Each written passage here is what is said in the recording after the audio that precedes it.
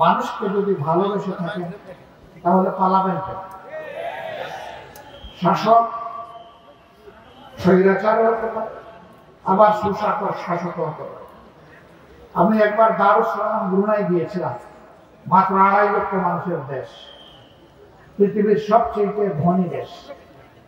ওখানে আল্লাহ তাআলা এত খনিজ সম্পদ, এই অনুভূতি যে শিক্ষা তার ছাত্রকে দিতে পারবে না, এই ছাত্র ভবিষ্যতে মানুষ হতে পারবে না, বরঞ্চ সে শিক্ষিত হয়ে বড় ডাকাত হবে। আমরা এই শিক্ষাকে বদলে দিতে চাই। এমন শিক্ষা হবে যে শিক্ষায় মানুষ মানুষকে সম্মান করবে এবং প্রত্যেকটি মানুষ এটা মনে করবে যে আজ আমি শিক্ষিত হওয়ার পিছনে, জাতির সেবক হওয়ার পিছনে, আমার এই পেশা নির্বাচনের পিছনে এই জাতির প্রত্যেকটা মানুষের অবদান রয়েছে। আমরা আপনাদেরকে কথা দিচ্ছি, ইনশাআল্লাহ তাআলা রাজি, যদি আপনাদের ভালোবাসায় সিক্ত হয়ে আগামীতে বাংলাদেশ জামাতে ইসলামী সমস্ত ইসলামী দল, দেশপ্রেমিক দল, মানবিক দলকে সাথে নিয়ে সরকার পরিচালনার সুযোগ পায়, তাহলে ইনশাআল্লাহ তাআলা রাজি আপনাদেরকে একটা মানবিক দেশ আমরা উপহার দেওয়ার চেষ্টা করব। এই দেশটা তাহলে কেমন হতে পারে? এই দেশটা ইনশাআল্লাহ এমন হবে,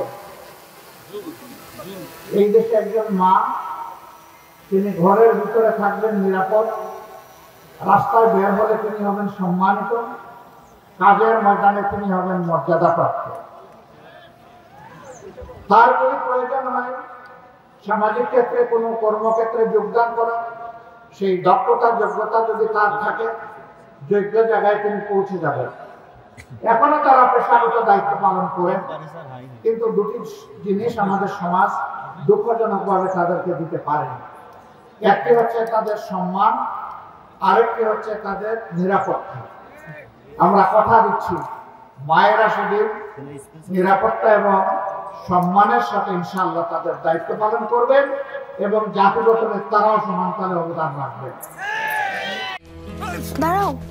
এখন তো জীবাণুদের থেকে বাঁচালে সারাদিনকে বাঁচাবে, ডেটল বাঁচাবে। ডেটল দেয় জীবাণুর বিরুদ্ধে 12 ঘন্টার সুরক্ষা বলয়। সুরক্ষার বিশ্বাস থাকুক দিনভর। আমাদের সাংগঠনিক জীবন 41 সাল থেকে বিবেচনা করলে আজকে 84 বছর। অনেকে বলে জামাত কি একটা ব্যর্থ দল, যে 84 বছরের মধ্যে একবার ক্ষমতায় যেতে পারলো না, অথচ অনেকে দল গঠন করে ক্ষমতায় থাকা অবস্থায় আবার তারা বারবার ক্ষমতায় আসে, আবার কেউ ক্ষমতায় বাইরে থেকেও দল গঠন করে ক্ষমতায় এসেছে। জামাত কেন পারবো না? হ্যাঁ, এটি জামাতের দুর্বলতা ধরে নিতে পারে। জামাত যে আদর্শের দল দেশ গঠন করতে চায়, সেই আদর্শটা ব্যাপকভাবে জনগণের মধ্যে হয়তো বা এর আগে আমরা ছড়িয়ে দিতে পারি। আলহামদুলিল্লাহ, এখন দেশের জনগণ সব দেখেছে। এই দেশ দফায় দফায় যারা শাসন করেছেন তাদের সকলকে দেখার সুযোগ জনগণের হয়েছে। এমনকি এক সময় আমাদেরও 2 জন শীর্ষ দায়িত্বশীল সরকারের মন্ত্রী ছিলেন, তাদেরকেও দেশের জনগণ দেখার সুযোগ পেয়েছে। আমরা অন্যদের ব্যাপারে কিছুই বলবো না, মহান আল্লাহ শুকরিয়া আদায় করে বলবো যে আমাদের তখনকার আমির এবং সেক্রেটারি জেনারেল 2 জন পর্যায়ক্রমে 3টা মন্ত্রণালয় তারা সেবা দিয়েছেন মন্ত্রী হিসাবে।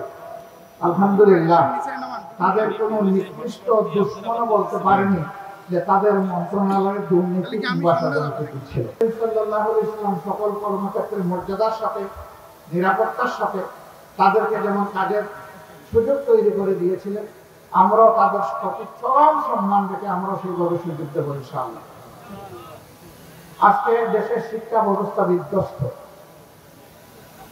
মানুষ আগে গ্রাম এলাকায় দেখতাম একজন লোক এন্ট্রান্স, ম্যাট্রিকুলেশন, এসএসসি পাস করার পর তার বাড়িতে দৌড়ে আসতো তাকে দোয়া দেওয়ার জন্য, একটু দেখাতে যে আমার এলাকার একটা ছেলে এই লেভেলে পাস করেছে। আরো উপরে উঠলে মানুষের শ্রদ্ধা ভালোবাসা আরো বেড়ে যেত।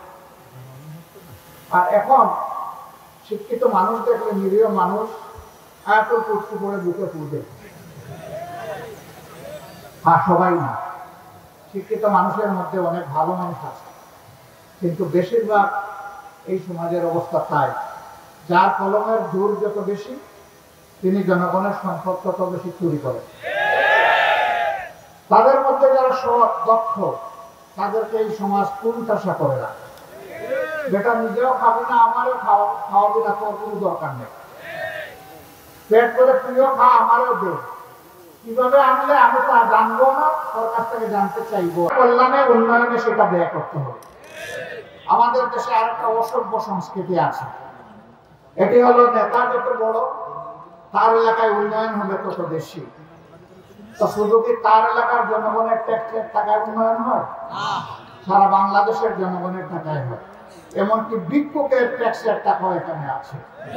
যারা কষ্ট করে ভিক্ষা করে রাস্তায় রাস্তায় ঘুরে অথবা ফুটপাতে বসে থাকে, হাত পাতে মানুষের কাছে দুয়ারে দুয়ারে যায়, মা বাবা আমাকে একটা কিছু দেন, এইটুকু হাতে নিয়ে সন্ধ্যাবেলা যখন সে নিজের পেটের যোগান দেওয়ার জন্য দোকানে ঢোকে, তখন সেই লোকটাকেও কিন্তু জিনিস কিনতে গিয়ে ডেট দিতে হয়, ভ্যালু এডেড ট্যাক্স, কেনার সাথে সাথে ট্যাক্স পরিশোধ।